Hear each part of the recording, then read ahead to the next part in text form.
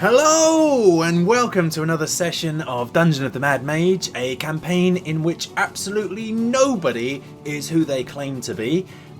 In this one session alone, we had a gnomish shopkeeper who turned out to be an Oni. We've had an ambassador who turned out to be a mind flayer. We had a kind old lady who turned out to be one of Hallister's apprentices, now retired.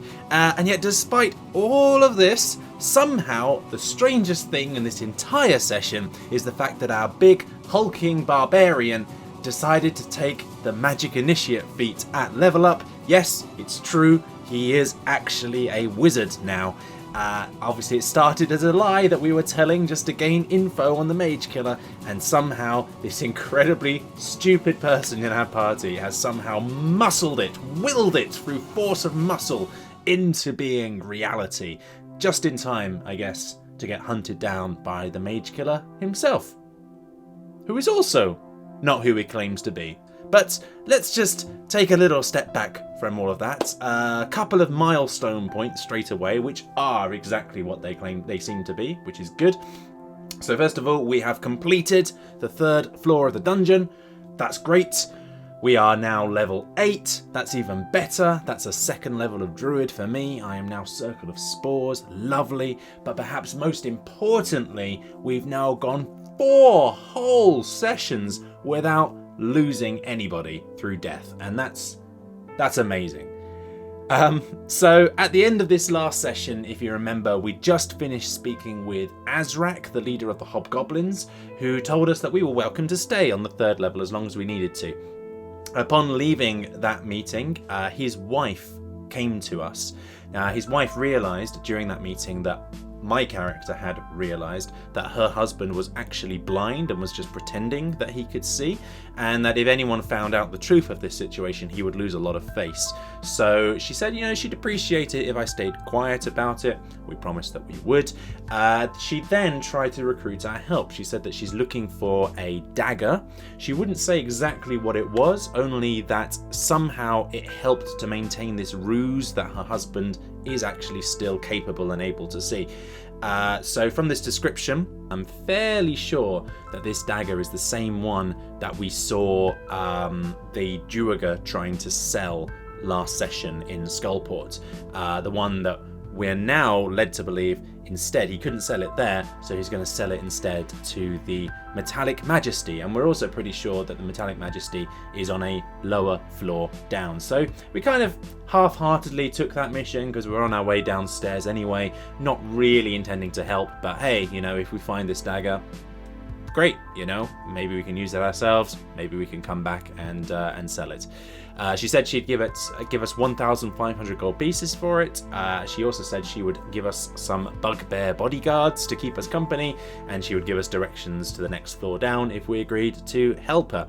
In the meantime, while we made up our mind, she directed us to visit the ambassador from Skullport, who is living in the city, and she also told us to go and visit Kinrob, who is a gnome who apparently runs a magical shop in the city. So we went in the direction of them both because they happen to both be in the same part of the town.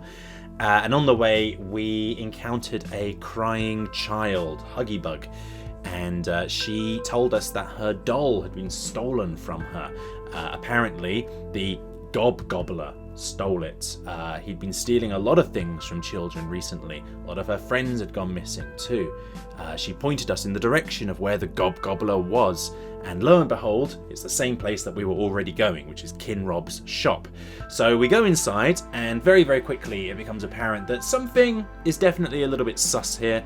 Her doll is for sale, first of all, so I purchased that, so we're obviously paying customers. We're trying to kind of, be nice and polite and try and get some information, but at one point this woman comes into the shop and she's carrying like a basket with a crying child inside, like a baby, and he takes the basket and just hides it away under the counter, and just refuses to acknowledge what happened. And so we ask, is everything all right? Can we see this child? And he just tells us to mind our own business. He's quite brusque with us then, and it's quite clear he wants us to leave. So we push a little and we say, do you sometimes go by the name of Gobbler by any chance? And he kind of smirks and admits that he does. And he then looks at our fake wizard in our party. He's still wearing his wizard disguise from last session. He's still pretending to be a mighty mage. And so we say, hey, well, we're looking for some magical artifacts here to help our mighty mage here. We heard there's a mage killer on the loose. We're trying to, protect ourselves. And so he says, well, why don't you step into my back room and take a look at this thing that I've got for you? And basically, we were like, oh, that sounds like a good idea. Like, you go into the back room with the shopkeeper, and in the meantime, we'll take this crying child and get out of here, kind of thing. But turned out the shopkeeper was kind of onto us, because as soon as Kronos stepped into the back room, we rolled initiative, and he revealed his true self, which was an Oni. That explains where all the children went, I guess. He's eating them. So we had a big old fight there. That went quite well. And upon defeating him, the whole magical shop disappeared. It was just an illusion. What a shame. And then I guess we had a baby now in a basket. Not quite sure what to do with that. So we think, hey, well, isn't there this ambassador nearby? Yeah, we're pointing in that direction. Someone from, some authority should take this child, right? So an ambassador seems like someone in a position of authority. Let's take the child to this ambassador. So we go to the ambassador, and it turns out that the ambassador is a mind flayer, which took us by surprise for a moment until we realized he is the ambassador from Skullport. So he is the ambassador for the Xanathar's Guild. And suddenly, the fact that all of these bugbears that we've been encountering have got intellect devourers inside their heads kind of makes sense.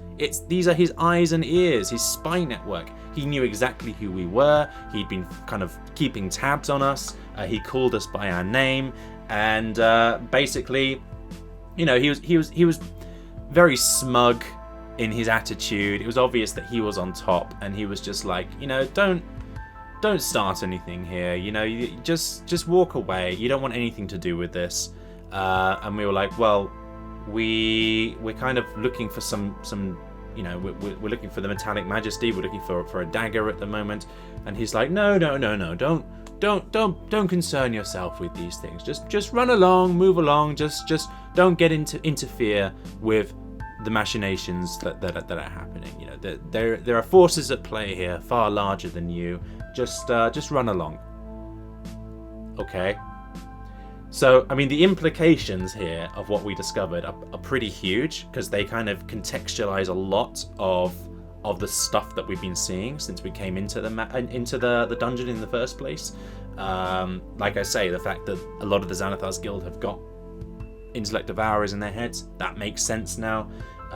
But yeah, pretty huge revelation. So we kind of just backed out of there. We're like, okay, we're just you just do your thing.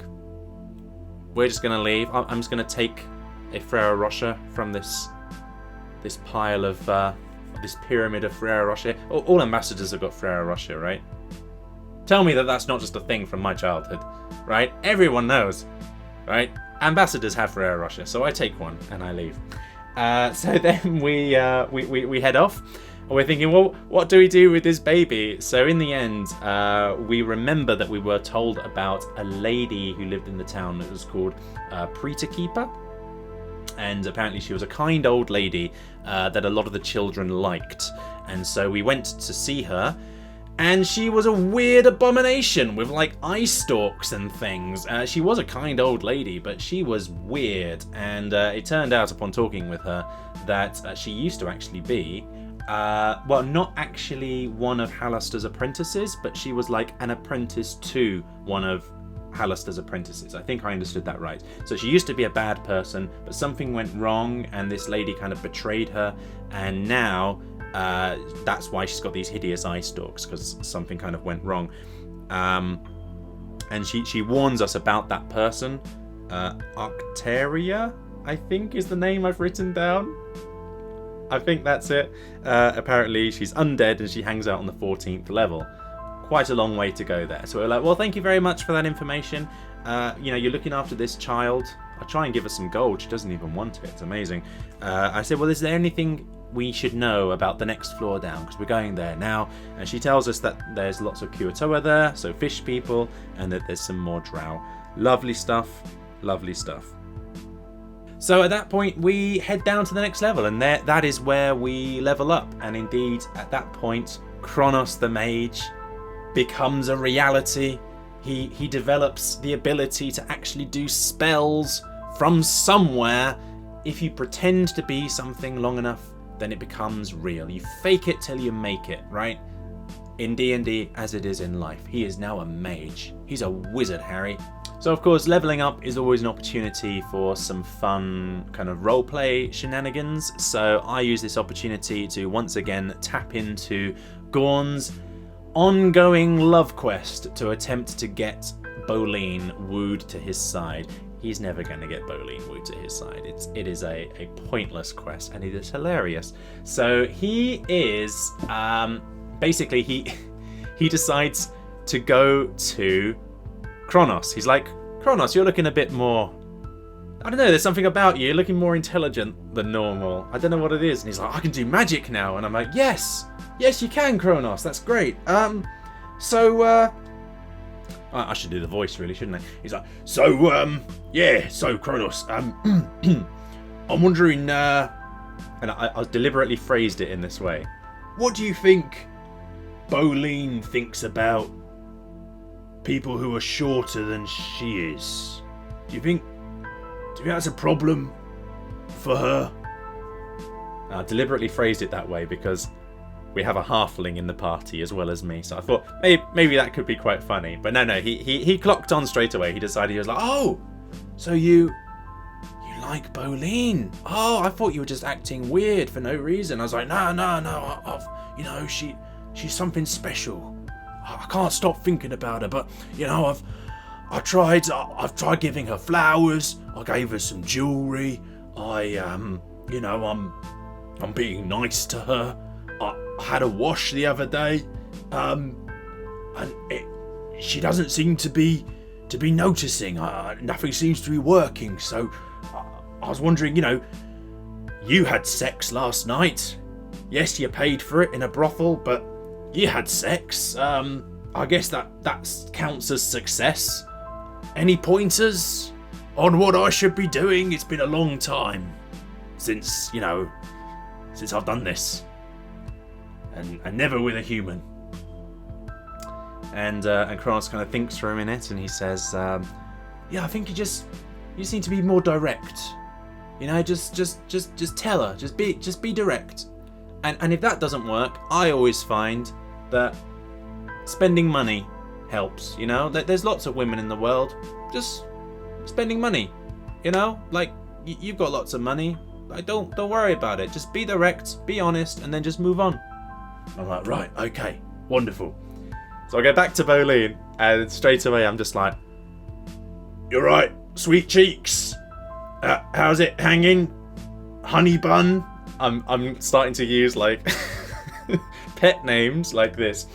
And she's like, Gorn, what did you just call me? And I'm like, nothing much. Love heart. Do you want some money? And I just pull some money out of my pocket, and I'm like, it's 10 gold.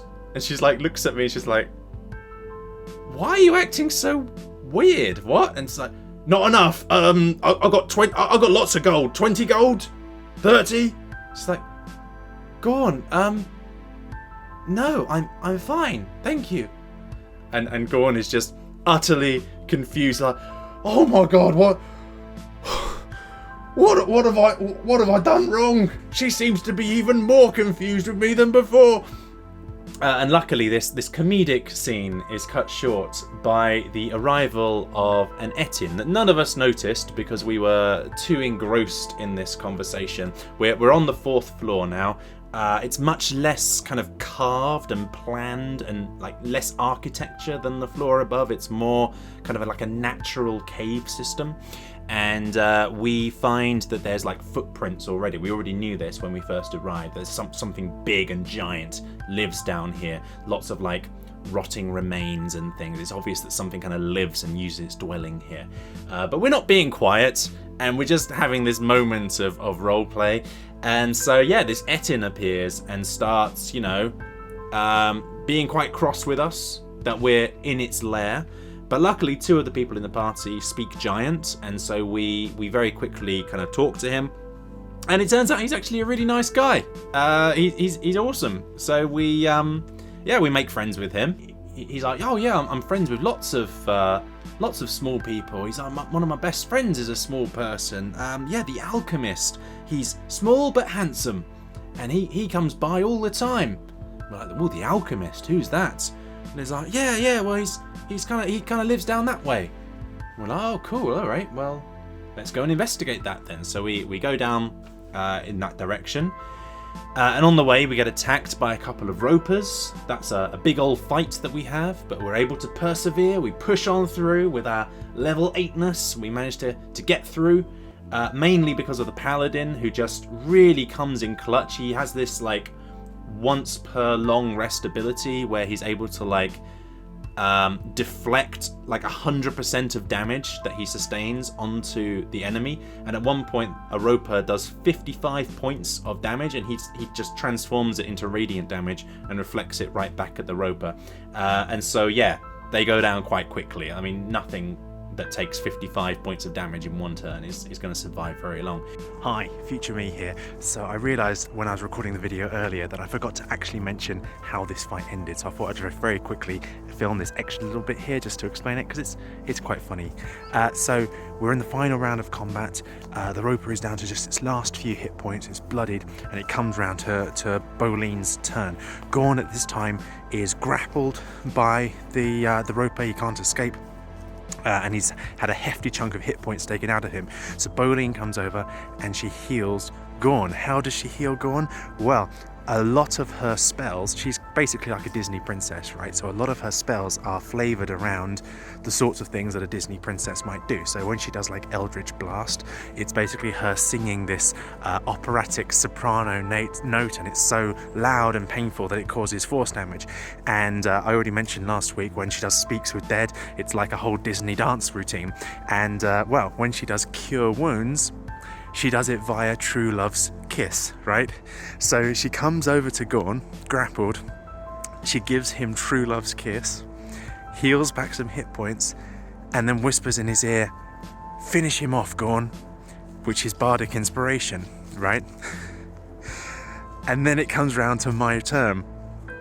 And Gorn at this point is thoroughly confused, because he thought all of his attempts to woo her had completely failed, and now suddenly not only is she kissing him in the middle of combat, no less, but she's also talking about finishing something off. He's very confused, but with this inspiration surging through him, along with a lot of other things surging through him, he jabs his shovel into the creature's mouth, cracks off its head, tentacles collapse everywhere, and he's just lying in this writhing heap of tentacles on the floor, covered in slime and blood and guts and all sorts of things. And in this moment, he looks up at Boleyn and he says to her, "So, do you like sushi, maybe?"